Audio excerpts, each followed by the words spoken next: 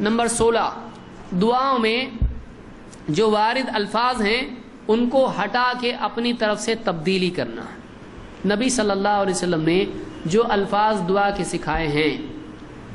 جو مأثور دعائیں ہیں، مسنون دعائیں ہیں، ان میں اپنی طرف سے تبدیلی کرنا، کوئی لفظ ہٹا کے کچھ کا کچھ بدل کے کچھ اور بنا دینا، یہ بھی دعا میں منع ہے۔ برا ابن عازب رضی اللہ عنہ کہتے ہیں قال النبی صلی اللہ علیہ وسلم اذا اتیت مضجعک فتوضأ وضوءک للصلاۃ، جب تو اپنے بستر پر آئے تو نماز کا وضو کر، ثم اضطجع علی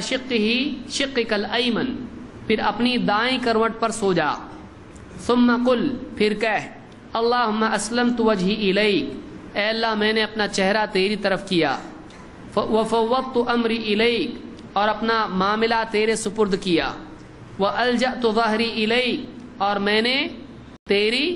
پشت پناہی حاصل کی، یعنی میں نے تیری پناہ حاصل کی، رغبتاً ورہبتاً الیک، تیری طرف رغبت اور تیرے خوف سے تیری طرف میں متوجہ ہوا، لا ملجا ولا منجا منک الا الیک، تیرے سوا نہ کوئی ملجا ہے نہ منجا ہے، کسی خیر کے حاصل کرنے کے لیے کسی کی طرف جائے تیرے سوا کوئی نہیں، کسی شر سے پناہ کے لیے کہیں جائے تیرے سوا کوئی پناہ نہیں۔ اللہم آمنت بکتابک الذی انزلت، اے اللہ جو کتاب تو نے نازل کی میں اس پر ایمان لاتا ہوں، وبنبیک الذی ارسلت، اور جو نبی تو نے بھیجا میں اس پر بھی ایمان لاتا ہوں۔ آپ نے فرمایا جب تو یہ دعا پڑھے فَإِن مُتَّ مِن لَيْلَتِكَ فَأَنْتَ عَلَى الْفِطْرَةِ، اگر تو اس رات مر گیا اسلام پر مرے گا، فطرت پر مرے گا۔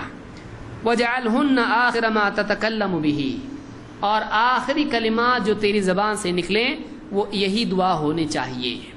آخری دعا یہ ہونی چاہیے، تیری آخری بات تیری زبان سے نکلے۔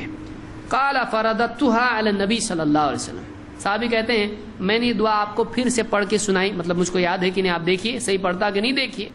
آپ نے پڑھ کے سنائی، صحابی نے پڑھ کے سنایا۔ فلما بلغت، کہتے ہیں جب میں اس دعا میں ان الفاظ پر پہنچا،